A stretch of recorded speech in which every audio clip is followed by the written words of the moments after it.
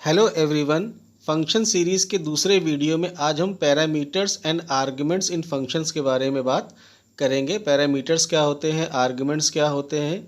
ठीक है, तो पैरामीटर्स एंड आर्ग्यूमेंट्स क्या होते हैं आइए समझते हैं। Parameters are the values provided in the parenthesis when we write function header.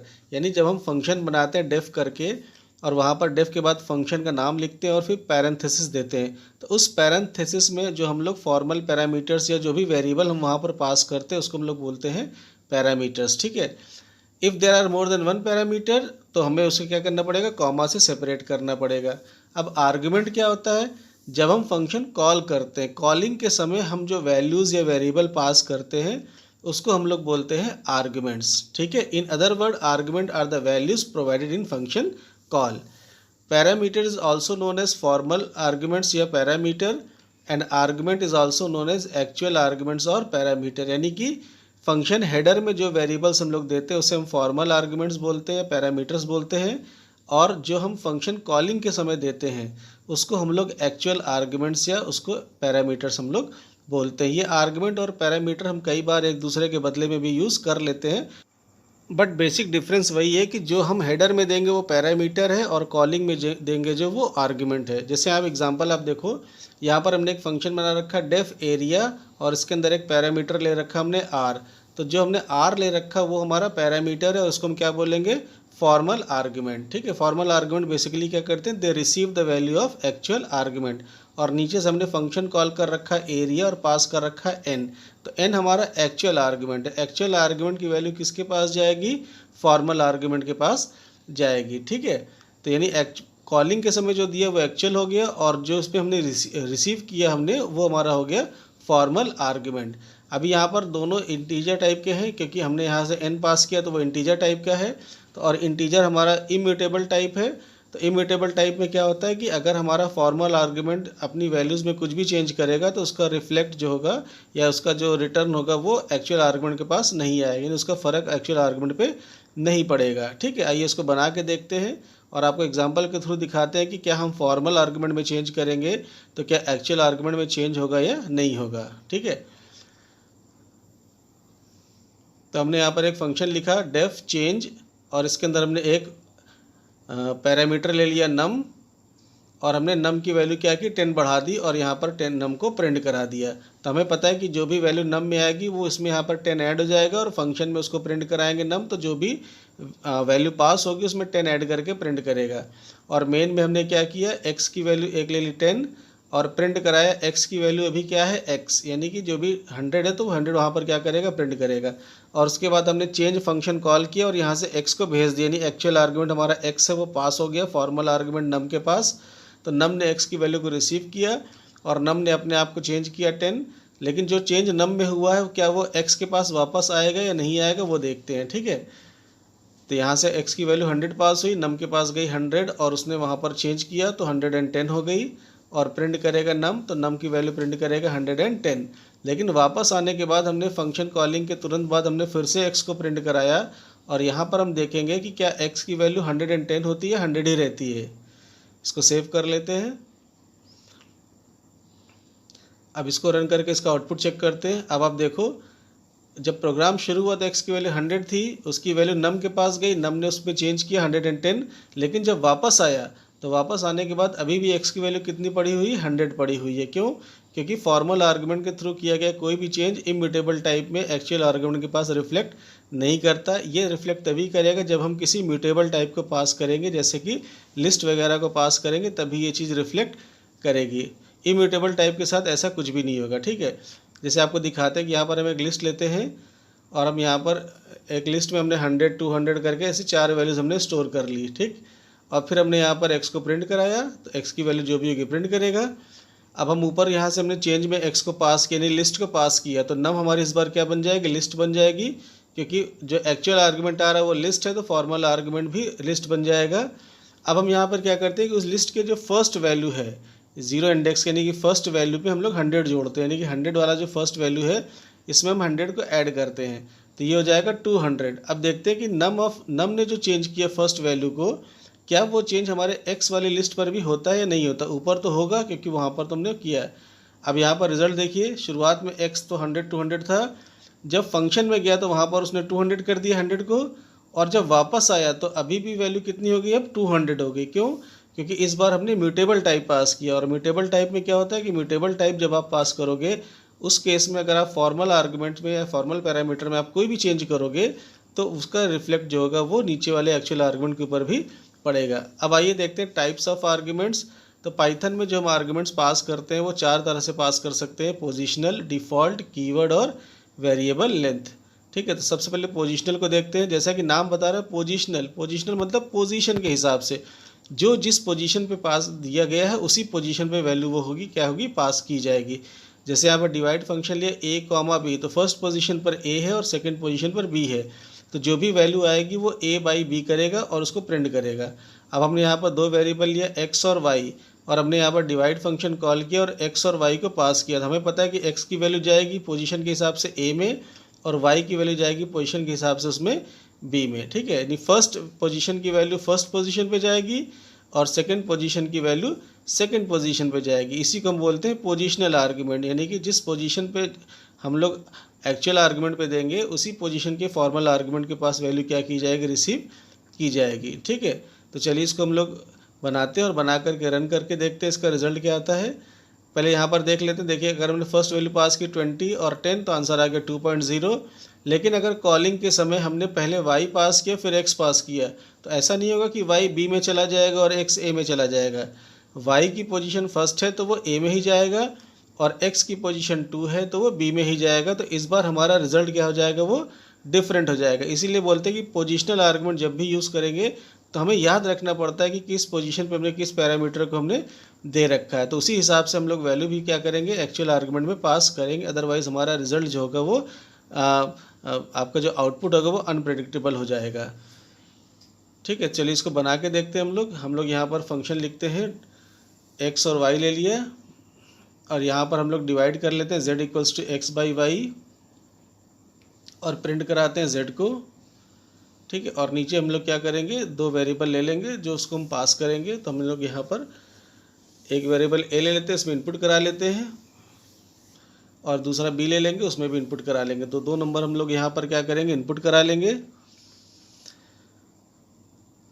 और इनपुट करने के बाद फिर हम उस फंक्शन को कॉल करेंगे और यहाँ से पोजीशन के हिसाब से वैल्यूज़ को पास करेंगे। हमने यहाँ पर दिया चेंज a कॉमा b, तो यानी कि a की वैल्यू गई x में और b की वैल्यू गई y में। अब यहाँ पर नंबर डाल देते हैं, कोई भी 20 10 ही डाल देते हैं, तो आंसर आ गया 2.0। सही पास हुआ। ठीक है, इस बार हम चलाते हैं 10 और 20 पास करते हैं, तो बिकॉज जो नंबर हम एंटर करेंगे वो नंबर अपने करस्पॉन्डिंग वेरिएबल में 10a में गया और b जो है उसमें 20 गया, तो आंसर आ गया 0.5, क्योंकि 10/20 करेगा। ठीक है, अब अगर हम इसको उल्टा करके पास करते b कॉमा a और हम डालते हैं यहाँ पर 20 और 10, तब भी आंसर 0.5 आएगा, क्योंकि a में गया 20 और b में गया 10। तो a हमने सेकंड नंबर पे पास किया तो वो y में जाएगा, और b हमने फर्स्ट नंबर पे पास किया तो वो x में जाएगा। तो हमें ध्यान रखना है। और अगर हमने नंबर ऑफ एक्चुअल आर्गुमेंट्स कम दिए, फॉर्मल आर्गुमेंट्स में 2 वेरिएबल है, तो एरर आ जाएगी। देखिए यहाँ पर क्या लिखा हुआ है, missing 1 required position argument y, क्योंकि हमने एक ही वैल्यू पास करी तो पोजीशन के हिसाब से वो एक वैल्यू किस में गई, x में गई, तो y को तो कोई वैल्यू मिली नहीं है। तो जब भी इस तरीके से हम लिखेंगे तो हमें ध्यान रखना है कि हमें पोजिशनल आर्गुमेंट की सभी वैल्यूज़ को पास करना ज़रूरी। नेक्स्ट है डिफ़ॉल्ट आर्गुमेंट। डिफ़ॉल्ट आर्गुमेंट का मतलब कई बार हम ऐसा होता है कि हम कुछ फंक्शन बनाते हैं और हम चाहते हैं कि किसी पैरामीटर को अगर हम वैल्यू पास ना करें तो फंक्शन अपने पास एक डिफ़ॉल्ट वैल्यू रखे और उस वैल्यू को वो क्या करे, यूज़ कर ले। ठीक है, नहीं हमने नहीं पास किया तो वो उसकी एक डिफ़ॉल्ट वैल्यू हम लोग यूज़ कर लेंगे। लेकिन अगर हम वैल्यू पास करते हैं तो वो डिफ़ॉल्ट वैल्यू हट जाती है और उसकी जगह पर हमारी पास की गई वैल्यू से क्या हो जाती है, वो रिप्लेस कर दी जाती है। ठीक है, तो यहाँ पर हम लोग देखो, जैसे हमने यहाँ पर लिखा प्रिंट हेलो, तो जो हमारा प्रिंट फंक्शन है, देखो प्रिंट फंक्शन में भी क्या होता है, डिफ़ॉल्ट आर्गुमेंट एक रहता है। जैसे अगर मैंने लिखा प्रिंट हेलो और वेलकम, तो इसका जो रिज़ल्ट आएगा वो हेलो और वेलकम अलग अलग लाइन पे आएगा। अब ये अलग अलग लाइन पे क्यों आ रहा है, क्योंकि प्रिंट करने के बाद एक डिफ़ॉल्ट आर्गुमेंट इसके अंदर लगा हुआ है एंड, और वो एंड की वजह से ही लाइन क्या हो जाती है, चेंज हो जाती है, क्योंकि एंड की बाय डिफ़ॉल्ट वैल्यू जो होती है वो क्या लगी रहती है, /n। तो अगर हम एंड नहीं भी देते हैं तो भी वो एंड की वैल्यू क्या रहती है, /n। इसी वजह से जब कोई चीज़ प्रिंट होता है तो उसके बाद लाइन अपने आप चेंज हो जाती है। लेकिन अगर हम वैल्यू पास करते @ तो यानी हमने जो एंड को ओवरराइड कर दिया। इस बार आउटपुट देखिए क्या आ रहा है, hello at the rate welcome. क्यों? क्योंकि अब डिफ़ॉल्ट जो स्लैश एन था वो यूज़ नहीं हो रहा और हमने वैल्यू पास करी एट द रेट। यानी लाइन मत चेंज करो, उसकी जगह पे क्या लगाओ तुम, एट द रेट लगाओ। ठीक है। डिफ़ॉल्ट आर्गुमेंट देने का कुछ रूल होता है, वो थोड़ा सा ध्यान रखना है कि डिफ़ॉल्ट आर्गुमेंट के आगे कोई भी नॉन डिफ़ॉल्ट आर्गुमेंट नहीं होना चाहिए। जैसे फर्स्ट जो एग्जांपल है उसमें देखिए, उसमें लिखा हुआ है principal comma rate comma time equals to 15। अब टाइम की वैल्यू तो हमने दे रखी 15, तो टाइम के बाद कोई भी नॉन डिफ़ॉल्ट आर्गुमेंट तो है नहीं, तो इसका मतलब ये फंक्शन एकदम सही लिखा हुआ है। दूसरे एग्जांपल में अगर हम देखें तो उसमें लिखा हुआ रेट 8.5 और टाइम दे रखा है 15, तो यानी कि रेट 8.5 दिया, डिफ़ॉल्ट दिया, इसके आगे भी एक डिफ़ॉल्ट है 15 और 15 के बाद कुछ भी नहीं दिया, तो ये भी आपका वैलिड है। लेकिन जो तीसरा एग्जांपल है इसमें क्या कर रखा है, देखो प्रिंसिपल और रेट। अब रेट तो 8.5 दे रखा है, लेकिन रेट के बाद टाइम को डिफ़ॉल्ट आर्गुमेंट नहीं दे रखा, तो ये एरर आएगी। क्यों? क्योंकि रूल क्या कहता है कि डिफ़ॉल्ट आर्गुमेंट के बाद कोई भी नॉन डिफ़ॉल्ट आर्गुमेंट नहीं होना चाहिए, यानी कि टाइम को भी हमें डिफ़ॉल्ट वैल्यू देनी पड़ेगी। बहुत सिंपल सा रूल है कि आप फंक्शन के हेडर जब आप बनाओगे तो जिस भी पोजीशन से डिफ़ॉल्ट आर्गुमेंट देना शुरू करोगे वहाँ से, यानी अगर आप प्रिंसिपल को देते हो तो आपको रेट को भी देना पड़ेगा और टाइम को भी देना पड़ेगा, क्योंकि प्रिंसिपल को देंगे तो उसके आगे कोई भी नॉन डिफ़ॉल्ट नहीं हो सकता, तो रेट भी जाएगा और टाइम में भी डिफ़ॉल्ट वैल्यू जाएगी।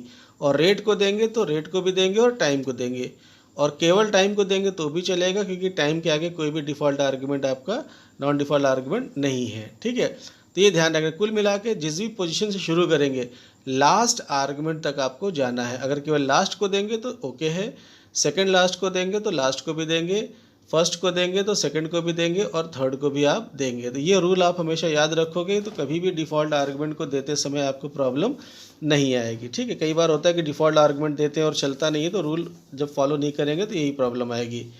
अब यहाँ पर हमने एक फंक्शन लिखा हुआ है ड्रॉ लाइन। तो ड्रॉ लाइन में हमने दो आर्गुमेंट्स ले रखे हैं। यहाँ पर देखिए फॉर्मल आर्गुमेंट्स हमारे पास है, एक सिम्ब और एक हमारे पास है टाइम। तो सिम्ब को डिफ़ॉल्ट वैल्यू दे रखा है स्टार और टाइम्स को दे रखा हमने 70, यानी कि अगर हमने दोनों वैल्यूज़ नहीं पास करी तो स्टार और 70 यूज़ होगा। तो एक सिंपल सा लूप चला दिया, जो जितनी भी टाइम्स उतनी बार लूप चलेगा, यानी 70 है तो 70 टाइम्स लूप चलेगा और उस सिंबल को प्रिंट कर देगा और लाइन चेंज नहीं करे, क्योंकि एंड को हमने ओवरराइड कर रखा है। और प्रिंट करने के बाद जब पूरा लाइन लूप चल के प्रिंट हो जाएगा तो लाइन क्या करेगा, वो चेंज कर देगा। अब इस फंक्शन को देखिए हम किस तरीके से कॉल कर सकते हैं। हम केवल ड्रॉ लाइन लिख के भी कॉल कर सकते हैं। तो जब हम केवल ड्रॉ लाइन लिख के कॉल करेंगे तो क्या होगा, सिम्ब में स्टार यूज़ करेगा और टाइम्स में क्या यूज़ करेगा 70, क्योंकि हमने कोई वैल्यू नहीं दी तो डिफ़ॉल्ट वैल्यू यूज़ कर लेगा वो।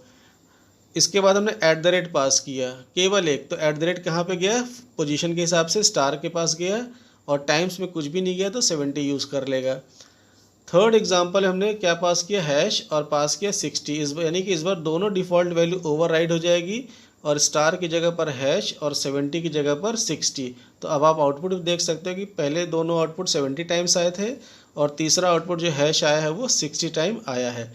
ये तीनों फंक्शन को देखें तो हम देख सकते हैं कि एक ही फंक्शन को हमने तीन तरह से कॉल किया, बिना पैरामीटर के, सिंगल पैरामीटर के और दो पैरामीटर के। इसको फंक्शन ओवरलोडिंग से भी रिजेंबल कर सकते हैं, बट ये सिलेबस से बाहर है तो इसलिए इसके ऊपर ज़्यादा डिस्कशन नहीं करेंगे। अगला हमारे पास है कीवर्ड और नेम्ड आर्गुमेंट। ठीक है, पहले हम लोग बना के देखते हैं इस फंक्शन को और बना करके चला के दिखाते हैं आपको। तो हम लोग उसी फंक्शन को लिखेंगे डेफ ड्रॉ लाइन, और यहाँ पर भी वही ले लिया सिम्ब, और टाइम्स ने हमने ले लिया 50। तो यानी दो डिफ़ॉल्ट वैल्यू दे रखी है हमने, एक दे रखी हमने स्टार और एक दे रखा हमने 50, और वही किया लूप चलाया, टाइम्स जितना भी टाइम्स उतनी बार लूप चलाया और उसको प्रिंट करा दिया और लाइन चेंज कर दी बाद में। अब हम उसको तीन तरह से कॉल करेंगे। पहले ड्रॉ लाइन लिखेंगे, सिंपल ब्लैंक छोड़ देंगे। ब्लैंक छोड़ने का मतलब है कि जो दोनों डिफ़ॉल्ट वैल्यूज़ है उसको तुम यूज़ करो, both the default value will be used. फिर हम ड्रॉ लाइन कॉल करेंगे और इस बार हम कोई सिंबल दूसरा चेंज करके पास कर देंगे। तो यानी फर्स्ट जो पैरामीटर है उसमें यानी स्टार की जगह पर आपका ये वाला सिंबल चला जाएगा, लेकिन टाइम्स क्या यूज़ करेगा 50, क्योंकि टाइम्स को अपने डिफ़ॉल्ट वैल्यू दे रखा है 50 और उसकी वैल्यू हमने पास नहीं करी है। और इस बार हमने दोनों वैल्यू पास करेंगे। दोनों वैल्यू पास करने का मतलब है कि दोनों डिफ़ॉल्ट वैल्यूज़ ओवरराइड हो जाएगी और उसकी जगह पर हमारी वैल्यूज़ आ जाएंगी। ठीक है, अब आप देखिए आउटपुट में, तो first two output same times चल रहा है और नेक्स्ट वाला जो है वो ज़्यादा बार चल रहा है, क्योंकि हमने जो है टाइम्स की वैल्यू क्या कर रखी, चेंज कर रखी है। ऊपर के दोनों में टाइम्स डिफ़ॉल्ट यूज़ हो रहा है, फर्स्ट वाले में दोनों डिफ़ॉल्ट यूज़ हो रहा था, सेकेंड वाले में सिंबल को चेंज किया, थर्ड वाले में दोनों को चेंज किया। ठीक है, तो आप देख सकते हो किस तरीके से डिफ़ॉल्ट आर्गुमेंट्स हमारे काम करते हैं। डिफ़ॉल्ट आर्गुमेंट देने से यही फ़ायदा होता है कि अगर हम पैरामीटर की वैल्यू नहीं पास करेंगे तो वो उसकी वैल्यू यूज़ कर लेगा डिफ़ॉल्ट को। अब कीवर्ड और नेम्ड आर्गुमेंट ये बहुत इंपॉर्टेंट है। कीवर्ड और नेम आर्गुमेंट का फ़ायदा क्या होता है, देखो पोजिशनल में क्या होता है कि हमें पोजीशन याद रखनी पड़ती। पीछे हमने डिस्कशन किया था कि किस पोजीशन पे क्या है उसी हिसाब से पास करेंगे, लेकिन कीवर्ड के साथ जब हम पास करते हैं तो हमें पोजीशन को याद रखने की ज़रूरत नहीं होती, क्योंकि हम नाम दे के पास करते हैं। यानी फॉर्मल आर्गुमेंट्स में जो नाम दे रखे हमने और कॉलिंग के समय हम एक्चुअल आर्गुमेंट में वही नाम से हम क्या करेंगे, पास करेंगे। जब नाम से पास करेंगे तो वो नाम किसी भी पोजीशन पर होगा, वैल्यू हमेशा उसी के पास वो जाएगी इर्रेस्पेक्टिव ऑफ द पोजीशन। यानी आप किसी भी पोजीशन पे आप उसको रख दीजिए वो चला जाएगा। जैसे यहाँ पे एग्जांपल देखिए, हमने दो आर्गुमेंट दे रखे हैं यहाँ पर ए और बी। ठीक है, फॉर्मल आर्गुमेंट्स हमारे पास है ए और बी। अब हमने फंक्शन कॉल किया डिवाइड और लिखा 20, 10, तो पहला 20 तो ए में जाएगा और 10 बी में जाएगा। दूसरी बार कॉल किया 10, 20 तो 10 ए में जाएगा और बी में जाएगा 20 तो 0.5 आएगा, फर्स्ट वाले में 2.0। अब तीसरी बार हमने कॉल किया तो कॉलिंग के समय देखो हमने नाम बता दिया, ऊपर ए है तो हम नीचे पास करेंगे कि ए में 20 जाए और बी में 10 जाए। इस बार तो हमने सेम पोजीशन पे भी कॉल किया, लेकिन फोर्थ टाइम पे देखो हमने क्या किया, पोजीशन बदल दी। हमने b इक्वल्स टू 10 लिखा और a इक्वल्स टू 20 लिखा। अब यहाँ पर पोजीशन अलग है, लेकिन चूंकि नाम दे रखा है तो b की वैल्यू b में ही जाएगी और a की वैल्यू a में ही जाएगी, इसलिए फोर्थ का आउटपुट भी क्या आ रहा है, 2.0 आ रहा है। ठीक है, ये कीवर्ड और नेम्ड आर्गुमेंट का फ़ायदा ये होता है। ठीक है, a नाम वाला a में ही जाएगा और b नाम वाला b में ही जाएगा irrespective of its position. Position कोई भी, उससे कोई फ़र्क नहीं पड़ेगा क्योंकि नाम से पास कर रहे हैं। लेकिन जब बिना नाम के पास करेंगे तो पोजीशनल कहलाता है और वो उसी पोजीशन से जाएगा। यहाँ पर हम एक एग्जांपल आपको दिखा रहे, बड़ा इंटरेस्टिंग एग्जांपल है। ये एक ऐसा फंक्शन लिखा हमने जिसमें हम कोई भी डेसिमल नंबर देंगे तो वो उसको बाइनरी, ऑक्टल और हेक्साडेसिमल तीनों में उसको क्या करेगा, कन्वर्ट वो करेगा। और हमने पहला पैरामीटर ले रखा है इसमें नम और दूसरा ले रखा है बेस, और बेस को डिफ़ॉल्ट वैल्यू दे रखी है 2। यानी नंबर देना कंपलसरी है, बट बेस अगर हम नहीं देंगे तो वो बाइनरी में उसको क्या करेगा, कन्वर्ट करेगा, यानी बेस 2 में कन्वर्ट करेगा। ठीक है, तो सबसे पहले मेन पे अगर हम आएंगे तो सबसे पहले हम नंबर एंटर करा लेंगे यूज़र से। कोई भी एक नंबर हमने एंटर करा लिया और नंबर एंटर करने के बाद हमने फंक्शन कॉल करेंगे कन्वर्ट। ठीक, तो कन्वर्ट में मान ली हमने नंबर डाला 17, तो कन्वर्ट क्या है यहाँ पर n, तो यानी नम की वैल्यू कितनी गई, 17, और बेस हमारा डिफ़ॉल्ट यूज़ होगा कौन सा, 2। यानी जब हम नंबर केवल पास करेंगे तो बाइनरी में कन्वर्ट होगा। अब हमारा लूप चलेगा कि जब तक हमारा नम 0 से बड़ा है, तो नम यानी 17 0 से बड़ा है, तो सबसे पहले क्या करेंगे, मॉडुलस निकालेंगे 17 मॉडुलस 2, तो 17 मॉडुलस 2 कितना आएगा, 1। फिर हम यहाँ पर चेक करें कि अगर बेस 16 है, तो अभी तो हमारा बेस 16 है ही नहीं, तो हम इसके अंदर जाएंगे नहीं, इसके ऊपर बात ही नहीं करेंगे। नीचे आते हैं, s इक्वल्स टू हो गया s plus str of r। s ऊपर एक एम्प्टी स्ट्रिंग है और उसमें हमारा 1 जाके क्या हो जाएगा, कॉन्केटिनेट हो जाएगा। अब अगली बार नेक्स्ट स्टेटमेंट में क्या होगा, नम बाई बेस, यानी फ्लोर डिवीजन करेगा 17 को 2 से, तो आंसर क्या आएगा, 8.5 आएगा, but because of floor division 8 आएगा। 8 अभी भी 0 से बड़ा है, लूप चलेगा और इस बार रिमाइंडर क्या आ जाएगा, 0, क्योंकि 8 मॉडुलस 2, बेस तो 2 ही है और नम बेस हमारा 16 है नहीं, तो इस बार जो आकर के उस जो s है उसमें क्या जुड़ जाएगा, 0। इस अगली बार 4 हो जाएगा तो 0, फिर 2 हो जाएगा तो फिर 0। ठीक है, और फिर जब 1 होगा, तो जब 1 होगा तो हमारा रिमाइंडर आएगा r में 1 और s में क्या जुड़ जाएगा, 1 आकर के उसमें जुड़ जाएगा। ठीक है, और हमें पता है कि जब हम लोग इस तरीके से कन्वर्जन करते हैं तो जो भी रिज़ल्ट आता है उसको रिवर्स ऑर्डर में लिखते हैं। तो हम लोग प्रिंटिंग के समय क्या करेंगे, स्लाइसिंग के थ्रू उसको ::-1 लिखेंगे, यानी एस में जो कुछ भी आएगा वो रिवर्स होकर के प्रिंट करेगा। हालांकि 17 का जो बाइनरी आ रहा है वो सीधा और उल्टा दोनों एक आ रहा है, बट ये केवल 17 के केस में ऐसा हो सकता है, कुछ नंबर के केस में ऐसा हो सकता है, लेकिन जैसे अगर 10 को कन्वर्ट करोगे या 8 को कन्वर्ट करोगे तब ये सही काम नहीं करेगा। तो आपको रिवर्स में ही करना है, तो हमने यहाँ पर ::-1 लगा दिया। अब अगली बार हमने कन्वर्ट में लिखा, n की वैल्यू लिखी और 8 पास किया, यानी इस बार हमारा बेस हो जाएगा 8, यानी कि 17 को 8 से हम लोग डिवाइड करते जाएंगे। तो सबसे पहले 17 का 8 से मॉडुलस करेंगे, 8 2 16, रिमाइंडर आया 1, तो बेस तो 16 है ही नहीं, तो s जो हमारा होगा s में क्या आ जाएगा, 1 आ जाएगा, जो रिमाइंडर है वही जाके उसमें जुड़ता है। और जब हम उसका फ्लोर डिवीजन करेंगे 17/8, तो 8 2 16, यानी कि 2 बचेगा। ठीक है, और फिर से 2 0 से बड़ा होता है तो 2 मॉडुलस 8 कितना हो जाएगा, 2 हो जाएगा, क्योंकि 2 8 से डिवाइड नहीं होगा तो रिमाइंडर बचेगा 8, 2 ही बचेगा आपका। और एस में जाके क्या हो जाएगा, 2 जुड़ जाएगा, 1 और 2। और उसके बाद जब हम 2/8 करेंगे तो आंसर 0 हो जाएगा, क्योंकि 0 पॉइंट समथिंग आएगा तो फ्लोर डिवीजन में वो 0 हो जाएगा। अब उसको रिवर्स में प्रिंट करेंगे तो आंसर क्या आएगा, 21, यानी कि 17 का जो ऑक्टल आएगा वो आएगा 21। अब हम दूसरी बार पास करते हैं next time, num equals to n, यानी इस बार हम लोग जो है नम की वैल्यू यानी कीवर्ड के थ्रू पास करें कि नम में जाओ तुम 17 को लेके जाओ और बेस कितना लेके जाओ, 16। इस बार हम लोग बेस कितना भेज रहे हैं, हम लोग 16, ठीक। तो 16 का मतलब यहाँ पर है एक फंक्शन हम यहाँ पे यूज़ कर रहे हैं CHR। तो हमें पता है कि हेक्साडेसिमल में जब 10 आएगा तो हमें उसकी जगह पर A यूज़ करना है, 11 आएगा तो B यूज़ करना है। तो जो CHR फंक्शन होता है, ये फंक्शन एक्चुअली क्या करता है, ये कोई भी ASCII कोड हम देते हैं तो उसका कैरेक्टर बताता है। जैसे कि हम यहाँ पर आपको दिखाते हैं, हम यहाँ पर एक CHR फंक्शन लिखते हैं और उसके अंदर हम लोग 65 जैसे पास करेंगे तो हमें पता चल जाएगा कि 65 जो कोड है वो किसका है, A का है।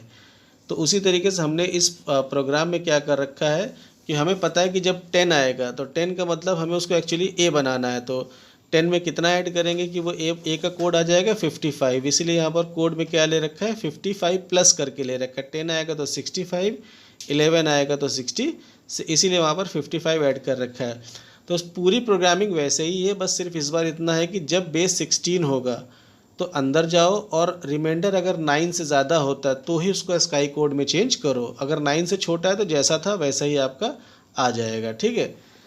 अब यहाँ पे इसको लिखते हैं, हम इस कोड को लिख के फिर चला के दिखाते हैं आपको। तो हमने यहाँ पर नंबर ले लिया और बेस ले लिया और बेस को डिफ़ॉल्ट हमने दे दिया 2। तो इस एग्जांपल में देखो आप तीनों चीज़ें यूज़ कर रहे हो, आप यहाँ पर पोजिशनल भी यूज़ कर रहे हो, आप यहाँ पर डिफ़ॉल्ट भी यूज़ कर रहे हो और यहाँ पर आप कीवर्ड आर्गुमेंट को भी हम लोग यूज़ करके देख रहे हैं। तो कोडिंग तो वही है जो पीछे दिखाया था, वही लिख रहा हूँ, तो इसमें बहुत ज़्यादा बताने की ज़रूरत नहीं, सब कुछ वैसे लिखा हुआ है कि जब बेस 16 होगा तो हम ये चेक करेंगे कि जो रिमाइंडर आ रहा है क्या वो 9 से ज़्यादा आ रहा है। 9 से ज़्यादा मतलब 10, 11, 12 आ रहा है।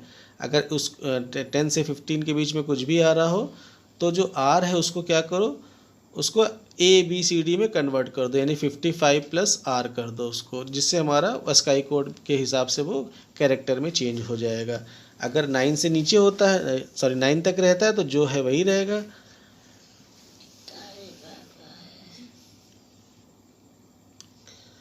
चलिए अब यहाँ पर एंटर करा लेते हैं, हमने कराया एंटर नंबर। अब जो भी नंबर यूज़र डालेगा अब कन्वर्ट फंक्शन में उस नंबर को दे देंगे। तो पहली बार हमने सिंपल नंबर दिया तो बाइनरी आंसर आएगा। दूसरी बार हमने लिखा कन्वर्ट n, 8, तो वो 8 से डिवाइड करेगा, बेस को 8 रखेगा तो 8 से मॉडुलस करता जाएगा। फिर अगली बार हमने कॉल किया और इस बार नेम्ड आर्गुमेंट के थ्रू पास करें कि नम में जाओ n और बेस में जाओ कितना, 16, ठीक है।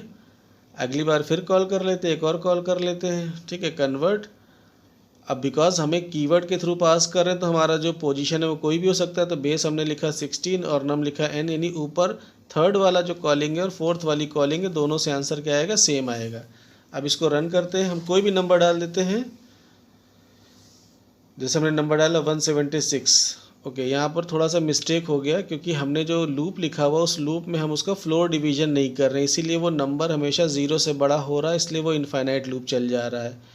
तो हमें उसको नंबर को फ्लोर डिवीजन करके क्वोशंट निकालना पड़ेगा बार बार, ठीक है। ये सही कर दिया है।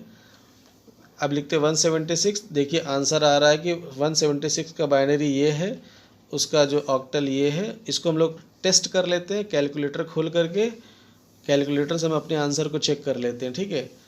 तो ये हमने कैलकुलेटर ओपन कर लिया, कैलकुलेटर में प्रोग्रामर मोड में गए और वहाँ पर हमने डाला 176 और बाइनरी पे क्लिक किया। तो देखिए बाइनरी का आंसर इसमें कितना दिखा रहा है, 1011 4 टाइम्स 0, हमारा भी आंसर 1011 4 टाइम्स 0। अब हमने ऑक्टल पे क्लिक किया तो आंसर कितना आ रहा है, ठीक है। तो वो एकदम जो हमारा आंसर निकला है वही आंसर हमारा कैलकुलेटर भी बता रहा है। इसका मतलब है कि हमने जो कैलकुलेशन कर रखी है वो एकदम सही कर रखी है, ठीक है। सब कुछ वैसा ही है, कॉन्सेप्ट डिवाइड करना है और मॉडुलस करना है। केवल एक लॉजिक आपको बस यहाँ पे लगानी थी कि जब बेस 16 होगा तो आपको 10 11 की जगह पर हम यहाँ पर सिंपल इफ़ भी लगा सकते थे, एक कई सारे इफ़ लगा देते कि इफ़ अगर R10 आता है तो A जोड़ दो, 11 आता है तो B जोड़ दो, तो उस तरीके से भी कर सकते हैं। मैंने यहाँ पर थोड़ा सा कोड को कॉम्पैक्ट कर दिया, छोटा कर दिया, ठीक है। अब जैसे यहाँ पर हमने लिखा एंटर इन नंबर 12, तो आंसर 12 के हिसाब से आ रहा है, 159 डाला तो 159 के हिसाब से हमारा आंसर वो दिखा रहा है। तो आप देख सकते हो कि हम किस तरीके से एक कॉमन फंक्शन हम बना सकते हैं जिसमें हम लोग तीनों नंबर फॉर्म में क्या कर सकते हैं, कन्वर्ट कर सकते हैं, चाहे वो बाइनरी हो, चाहे वो ऑक्टल हो, चाहे वो हेक्साडेसिमल हो। और हमने डिफ़ॉल्ट में 2 दे रखा था, इसका मतलब है कि वो आपका बाइनरी में कन्वर्ट करेगा। Now next is passing variable length argument. देखिए पाइथन में एक और इंटरेस्टिंग फीचर है कि हम पाइथन में वेरिएबल लेंथ आर्ग्यूमेंट भेज सकते हैं, मतलब हम कितने भी आर्ग्यूमेंट फंक्शन को भेजते हैं, फंक्शन सबको एक्सेप्ट कर ले। तो ये काम कैसे होगा, क्योंकि अभी तक हमने सीखा कि 2 भेजेंगे तो ऊपर 2 फॉर्मल में 2 होगा, 3 भेजेंगे तो फॉर्मल में 3 होगा। लेकिन आपके पास एक स्टार सिंबल होता है पाइथन में, उस स्टार सिंबल की हेल्प से हम लोग ऐसा काम कर सकते हैं। जैसे यहाँ पर आप देखो, एक हमने ऐड फंक्शन बनाया और उसमें लिखा है ARGS। तो जो हमारा ARGS होता है ये एक्चुअली टपल टाइप का होता है, ठीक है, अभी दिखाते हैं। यानी ये टपल के फॉर्म में काम करेगा, इसमें हम कितनी भी वैल्यू भेजेंगे वो सब जा करके इसमें स्टोर हो जाएगा, टपल बन जाएगा। तो हमने यहाँ पर प्रिंट कराया टाइप ऑफ ARGS, और ARGS में जितनी वैल्यू आएगी हम, बिकॉज वो टपल के फॉर्म में होगा, तो हम एक लूप चला करके उन सारी वैल्यूज़ को जोड़ लेंगे, ठीक है, और उसको प्रिंट करा देंगे। देखो फर्स्ट टाइम हमने क्या भेजा, 10 और 20, तो वो ARGS में गया और ARGS में गया तो वो टपल बन गया, 2 वैल्यूज़ चली गई, ठीक है। तो टाइप क्या आएगा उसका, टपल ही आएगा। और टोटल करेंगे तो लूप में जब चलेगा तो 10 और 20 मिलेगा, तो 10 और 20 का टोटल कितना आ जाएगा, 30। आपको आंसर दिख रहा है। अगली बार हमने देखी कितनी वैल्यूज़ पास करी, 5 वैल्यूज़ हमने यहाँ पर पास करी, तो ये टपल जो ARGS में 5 वैल्यूज़ चली गई। इस बार भी टाइप तो टपल ही होगा और 5 वैल्यूज़ का क्या आ जाएगा, टोटल आ जाएगा। फिर हमने 9 वैल्यूज़ भेजी, तो हम कितनी भी वैल्यू भेजना चाहे उतनी वैल्यू हम वहाँ पर भेज सकते हैं। इसी को हम बोलते हैं पासिंग वेरिएबल लेंथ आर्ग्यूमेंट, मतलब ऐसा फंक्शन जिसमें हम कितने भी पैरामीटर हम वैल्यूज़ भेजना चाहें हम उसमें भेज सकते हैं। जैसे यहाँ पर हमने लिखा है एक मल्टीपल, और यहाँ पर हमने उसको टाइप को प्रिंट कराया ताकि आपको देख सको कि जो हम ARGS बना रहे हैं, या कोई भी नाम आप ले सकते हैं, स्टार के साथ जो भी पैरामीटर हम यहाँ पर दे रहे हैं उसका टाइप क्या आएगा, ठीक है। तो हमने सिंपली क्या किया कि जो भी नंबर आएगा उसको हम लोग टोटल में ऐड करा लेंगे और उसको प्रिंट करा देंगे। अब हमने यहाँ पर नीचे से फंक्शन कॉल किया और यहाँ पर हमने 3 वैल्यूज़ पास करी, फिर हमने मल्टीपल फंक्शन को कॉल किया और इस बार हमने और भी ज़्यादा वैल्यूज़ पास करी, ठीक है। अब इसको हम लोग 2 बार कॉल कर लेते, जब 2 बार मल्टीपल आर्गुमेंट चला गया तो कोई भी आंसर आएगा, ठीक है। अब देखो फर्स्ट आउटपुट जो आ रहा है वो क्लास टप्पल, यानी इससे क्लियर हो जाता है कि जब हम मल्टीपल आर्गुमेंट्स भेजते हैं और स्टार के थ्रू रिसीव करते हैं तो वो हमेशा जो है आपका वो टपल टाइप का ही क्रिएट किया जाएगा, ठीक है। बाकी तो आपको पता है जब वो टपल बन गया तो फिर जो काम करना आप उस पर करा सकते हो। मेन ऑब्जेक्टिव था इस कोड को दिखाने का कि आप कैसे फंक्शन में मल्टीपल आर्गुमेंट्स को आप सेंड कर सकते हो, ठीक है, कितने भी आर्गुमेंट आप भेज सकते हो। एक और एग्जांपल देखते हैं, इसमें थोड़ा सा इसी में वेरिएशन है कि अगर मान लीजिए कि आपका जो स्टार वाला पैरामीटर है उसके पहले कोई पोजिशनल आर्गुमेंट है, तो इसमें क्या होगा, देखो जब आप वैल्यूज़ पास करोगे तो जो फर्स्ट वैल्यू होगी वो पोजिशनल के हिसाब से ही जाएगी, यानी कि 10 जो है वो नम में ही जाएगा और रेस्ट ऑफ द वैल्यूज़ वो जाएगी ARGS में। तीनों बार जो होगा 10 किस में जाएगा, नम में। और जो जैसे फर्स्ट टाइम में 20 बचा तो 20 जाएगा ARGS में, सेकेंड टाइम में 20, 30, 40, 50 बच गया तो वो जाएगा ARGS में, और थर्ड टाइम में 10 जाएगा नम में, और 20 से लेकर 90 तक की सारी वैल्यू किस में चली जाएगी, ARGS में चली जाएगी। यानी ARGS जो होता है वो सारे बचे हुए पोजिशनल आर्गुमेंट्स को अपने अंदर क्या करता है, वो स्टोर कर लेता है, ठीक है। तो फिलिंग तो फर्स्ट से ही होगी तो फर्स्ट वाला फर्स्ट वाले में जाएगा और जो बचा होगा वो सारा कुछ आपका ARGS में वो चला जाएगा। This is how multiple arguments can be passed in a function.